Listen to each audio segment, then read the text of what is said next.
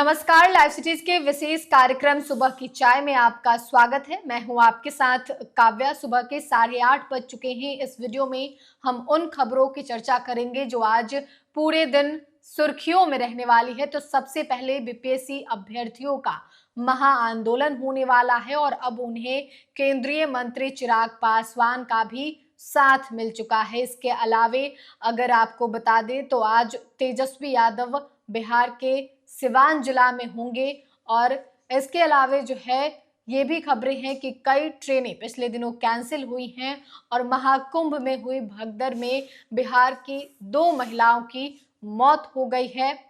तो इन खबरों पे चर्चा करने के लिए हमारे साथ वरिष्ठ पत्रकार रवि उपाध्याय सर हैं। सर, सबसे पहले तो बहुत बहुत स्वागत है जी। सर।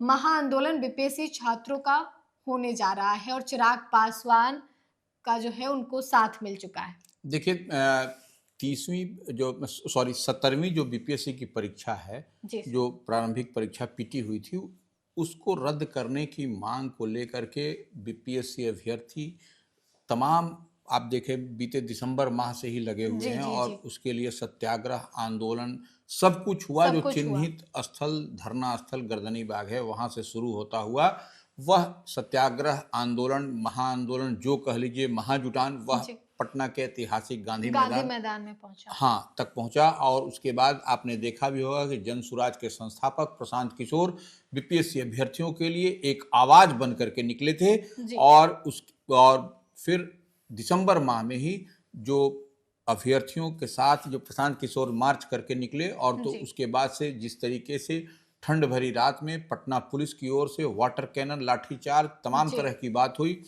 तो ये सब होने के बावजूद भी तय समय सीमा पर जो है सो बीपीएससी ने एग्जाम परीक्षा ली और उसके बाद से एक सेंटर पर जो परीक्षा रद्द हुई थी पटना के बापू परीक्षा परिसर में, हाँ, परीक्षा परिसर में, वहां पर भी एक सेंटर पर जो वीडियो फुटेज आया था वहां पे फिर से परीक्षा ली गई और उसके बाद से परीक्षा का रिजल्ट का प्रकाशन भी हो गया। तो अब बीपीएससी कैसे, इसको बिहार लोक सेवा आयोग कैसे बैकफुट पर जा रहा है, कैसे जाएगा, ये क्या होगा। और जो बीपीएससी अभ्यर्थी की मांग है कि नहीं, परीक्षा रद्द होनी चाहिए, परीक्षा रद्द होकर फिर से हो, तो यह एक बड़ा सवाल निश्चित रूप से बीपीएससी के समक्ष और आपको बिहार सरकार के समक्ष है। दूसरी ओर यह मामला जो है सो पटना उच्च न्यायालय के पास भी किया हुआ है। कल संभवतः इस पर कुछ न कुछ निर्णय पटना हाईकोर्ट से आएगा, लेकिन सबकी निगाह है उससे पहले बीपीएससी अभ्यर्थियों ने सरकार को बीते दिन अल्टीमेटम दिया था कि आप इस मुद्दे पर बातचीत करिए, हमारे प्रतिनिधि के साथ, हम लोग के शिष्टमंडल के साथ, अगर नहीं बात करिएगा 24 घंटे का अल्टीमेटम भी समाप्त हो चुका। तो आज आपको तमाम बीपीएससी के अभ्यर्थी जो जितने भी हैं, जो उनके चाहने वाले हैं, जो उनके समर्थक हैं, उनके परिवार के लोग हैं, तमाम लोग पटना में जुटने जा रहे हैं और यह सुबह से ही आपको कुछ न कुछ दिखाई पड़ रहा है कि कैसे कैसे इक्के दुक्के 3, 4, 10, 20, 50, 100 के संख्या में लोग, जो अभ्यर्थी, हाँ, वो अभ्यर्थी और उनके साथ उनके परिवार। देखिए, अभ्यर्थी सिर्फ पुरुष ही नहीं है, सिर्फ छात्र नहीं है, हाँ, लड़कियां भी हैं। तो जो लड़की आ रही हैं उनके साथ में उनके अभिभावक, उनके माता पिता, भाई बहन, तो तमाम लोग। ऐसे में देखिए एक बड़ा स्वरूप धीरे धीरे दिन चढ़ते के साथ बनता हुआ दिखाई पड़ेगा आपको। अभी तो सुबह के 8:30 बजे हैं, लेकिन जैसे जैसे दिन चढ़ेगा यह देखिएगा बीपीएससी अभ्यर्थियों का जो महाजुटान की बात हम कर रहे हैं, यह एक बड़ा समूह, एक बड़ा जो है सो जुटान होने जा रहा है और तमाम लोगों की नजर है। देखिए, बीपीएससी अभ्यर्थी इधर जुटान कर रहे हैं, इधर पटना जिला प्रशासन की ओर से भी मुकम्मल तैयारी की गई है। तमाम पुलिस की पैनी नजर है कि क्या होने जा रहा है, क्या होगा, और तमाम अलर्ट मोड में पटना जिला प्रशासन और पटना पुलिस भी है कि अगर बीपीएससी अभ्यर्थी इधर उधर करेंगे तो फिर जो है सो जो कार्रवाई, पुलिसिया कार्रवाई होती है, वह जो प्रशासनिक कार्रवाई होती है, वह आपको होता हुआ दिन चढ़ने के बाद दिखाई पड़ेगा। तो ऐसे में निश्चित रूप से यह जो देखने और समझने वाली बात है कि आगे जैसे जैसे दिन चढ़ेगा वैसे वैसे बीपीएससी अभ्यर्थियों का क्या मूड, मन और मिजाज बनता है, यह एक बड़ी बात होगी। और इस बीच प्रशांत किशोर का क्या रुख होता है, उनकी पार्टी जनसुराज का क्या रुख होता है और कौन कौन लोग बीपीएससी अभ्यर्थियों के समर्थन में आते हैं, यह भी देखने और समझने वाली। बीते दिनों चिराग पासवान भी बोले दिए, वही हम कह रहे हैं। देखिए, चिराग पासवान तो देखिए डबल इंजन की सरकार जी, है, जी। बिहार और केंद्र दोनों जगह एनडीए की सरकार जी, है। जी। इस बार केंद्र में भी एनडीए की ही पुख्ता आपको सरकार है, कोई उधर भाजपा की सरकार नहीं, एनडीए की सरकार है जिस तरीके से बिहार में है। तो जी। डबल इंजन की सरकार में चिराग पासवान केंद्रीय मंत्री हैं और वह लोक जनशक्ति पार्टी रामविलास के राष्ट्रीय अध्यक्ष भी हैं। आपने देखा कि बीते दिन पटना हवाई अड्डा पर जब पत्रकारों से सवाल हुआ बीपीएससी जी। अभ्यर्थियों के लिए महाजुटान को लेकर के, तो उनकी भी राय, उनकी चिराग पासवान की भी राय वही है कि यह फिर से परीक्षा हो। जी। तो फिर से यह परीक्षा हो तो यह एक अजीब गरीब सी स्थिति बनती हुई दिखाई पड़ी है, यह अड़चन का सवाल है। और चिराग पासवान, देखिए हम जहां तक समझ पा रहे हैं या देख पा रहे हैं कि चिराग पासवान केंद्रीय मंत्री हैं, तो यह वह अगर यदि मुख्यमंत्री बिहार से या बिहार लोक सेवा आयोग के अध्यक्ष से या अन्य जगहों पर जो सही उचित प्लेटफॉर्म है वहां पर यदि अपनी बात को मजबूती के साथ बीपीएससी अभ्यर्थियों के पक्ष में कहेंगे तो निश्चित रूप से कुछ न कुछ उसका सकारात्मक होता हुआ दिखाई पड़ेगा। लेकिन सिर्फ उनके माने पत्रकारों के सवाल पर जवाब दे देने भर से कि नहीं ये जो है सो री एग्जाम होना चाहिए, फिर से परीक्षा होनी चाहिए, आयोग को सुननी चाहिए बात, आयोग को सुननी चाहिए बात छात्रों को, तो यह ठीक है, सहानुभूति रखना अलग बात है। जी, जी। सहानुभूति तो यह तो वोट की राजनीति के रूप में दिखाई पड़ता है। लेकिन अगर यदि आप केंद्रीय मंत्री हैं, डबल इंजन की सरकार है, तो आपको निश्चित रूप से इस विषय को आगे बढ़ करके आप ठीक है आंदोलन स्थल पर न जाएं, ठीक है आप इसके लिए आंदोलन न करें क्योंकि सरकार के आप पार्ट एंड पार्सल हैं। तो ऐसी परिस्थिति में आप जो है सो आयोग के समक्ष या चीफ मिनिस्टर बिहार नीतीश कुमार से आप इस बात को मिलकर के स्वयं कह सकते हैं और यह जो एक बड़ा मसला बनता हुआ दिखाई पड़ रहा है वह सॉर्ट आउट हो जाएगा। क्योंकि देखिए 2025 में विधानसभा का चुनाव होना है, ऐसे में यह अगर यदि बीपीएससी अभ्यर्थियों पर फिर से कोई कार्रवाई होती है, फिर से किसी तरह की बात बनती है, तो यह निश्चित रूप से डबल इंजन की सरकार के लिए बिहार में विधानसभा का जो चुनाव होगा उसके लिए परेशानी का सबब आने वाले समय में खड़ा होगा। इसमें कहीं कोई दो मत नहीं है। इसके अलावा सर तेजस्वी यादव जो कि नेता प्रतिपक्ष हैं, अपने कार्यक्रम संवाद यात्रा पे जो है उसके तहत आज जो है वो सिवान में रहेंगे। देखिए हम लोगों ने पहले भी कहा था कि तेजस्वी यादव अपनी यात्रा के क्रम में जो जा रहे हैं हर जगह पूरे बिहार में, तो अब वो सिवान पहुंचेंगे। सिवान कभी राजद का गढ़ हुआ करता था, लेकिन आपने देखा कि 2024 के लोकसभा चुनाव में आरजेडी के गढ़ में जेडीयू ने अपना जो है सो तीर छाप लहरा दिया, वहां से जेडीयू की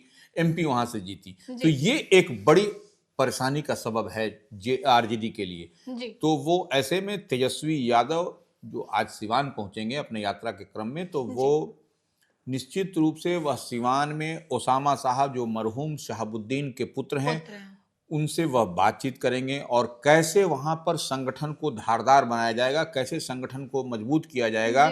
महागठबंधन को मजबूत करने की जिम्मेवारी कहीं ना कहीं आपको तेजस्वी यादव के कंधे पर है और वह लालू प्रसाद यादव के पुत्र हैं। और बीते दिन आपने देखा होगा कि आरजेडी की राष्ट्रीय कार्यकारिणी की बैठक में तेजस्वी यादव को ही पूरी तरह से चीफ मिनिस्ट्रियल कैंडिडेट का चेहरा बनाया गया महागठबंधन की ओर से। तो यह एक बड़ी बात है। इस लिहाज से वह सिवान में निश्चित रूप से ओसामा साहब से बात करेंगे और वो क्योंकि 2025 में विधानसभा का चुनाव होना है, इस लिहाज से वहां पर एक एक जो सीट है सिवान लोकसभा क्षेत्र में जो विधानसभा की सीट है उस पर प्रत्याशी का चयन, उस पर प्रत्याशियों के लिए कौन उम्मीदवार सही होंगे, क्या फीडबैक है, तो वह कार्यकर्ताओं के अलावा वह ओसामा साहब से भी फीडबैक लेंगे क्योंकि सिवान को बेहतर ढंग से समझते हैं और सिवान को यदि कोई पढ़ा है तो निश्चित रूप से मरहूम शहाबुद्दीन ने पढ़ा है और ओसामा साहब जो उनके पुत्र हैं वह उसको बेहतर ढंग से सिवान को समझ रहे हैं। तो इस लिहाज से तेजस्वी की आज जो है सो सिवान में मौजूदगी एक निश्चित रूप से महागठबंधन के लिए एक संजीवनी बूटी का काम करती हुई दिखाई पड़ेगी। सर इसके अलावा जेडीयू सांसद हैं अजय मंडल, उनके द्वारा भागलपुर में पत्रकारों के साथ मारपीट किया गया है। देखिए निश्चित रूप से मुख्यमंत्री नीतीश कुमार भी अपनी यात्रा में है और यह जैसा चल रहा था कि आज वो जो मुख्यमंत्री आज कटिहार पहुंचे। हाँ, नहीं तो वो पहली जानकारी थी, प्रारंभिक जानकारी सबको मिली थी कि भागलपुर मुख्यमंत्री आ रहे हैं। लेकिन जो मौसम का मिजाज संभवतः जो खराब हुआ उसके कारण वह उनका कटिहार प्रोग्राम हो गया।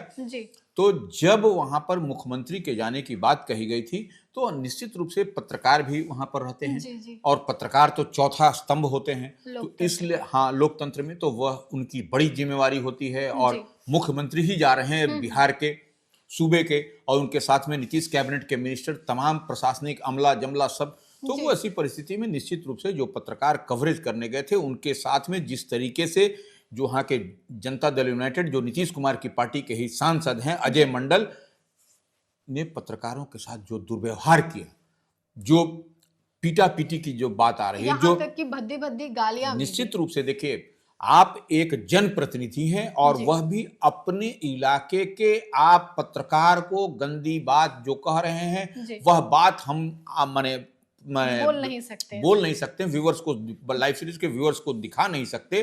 वो इस तरीके से जो बात हुई, और देखिए पत्रकार को जो पीटा गया है, कुणाल शेखर एक पत्रकार हैं, उनको बेरहमी के साथ उनकी पिटाई की गई है, उनका मोबाइल फोन लिया गया, फिर उसमें से डिलीट किया गया, फिर जो है तो यह सब तमाम तरह। और उसके अलावा सुमित कुमार, तो यह दूसरे पत्रकार, उनके साथ भी बदसलूकी की गई, उनके साथ भी भद्दी भद्दी गालियां। तो यह कहीं ना कहीं नीतीश कुमार की पार्टी में यह सब जेडीयू में इस तरीके की जो बात हो रही है, यह निश्चित रूप से नीतीश कुमार अगर यदि उनकी जानकारी में होगा तो वह असहज फील करेंगे, और वह निश्चित रूप से इस तरीके से लोकतंत्र के चौथा स्तंभ जो पत्रकार के साथ में जो बदसलूकी और जो जिस तरीके से कारगुजारी की गई है, हम तो देखिए एक पत्रकार होने के नाते यह हम कहेंगे कि वीडियो फुटेज जो है वहां का जिला प्रशासन देखे, पुलिस हेडक्वार्टर देखे, और पत्रकार के साथ जिस तरीके से बदसलूकी की गई है कुणाल शेखर और सुमित कुमार के साथ, वह उस पर उचित और विधि सम्मत कार्रवाई निश्चित रूप से प्रशासन को करना चाहिए। और चीफ मिनिस्टर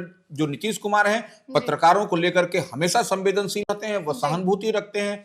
तो वो हम उनसे भी लाइव सिटीज की ओर से कहा जाएगा, तमाम पत्रकारों की ओर से कहा जा रहा है कि उस पर उचित कार्रवाई ऐसे लोगों पर होनी चाहिए, विधि सम्मत।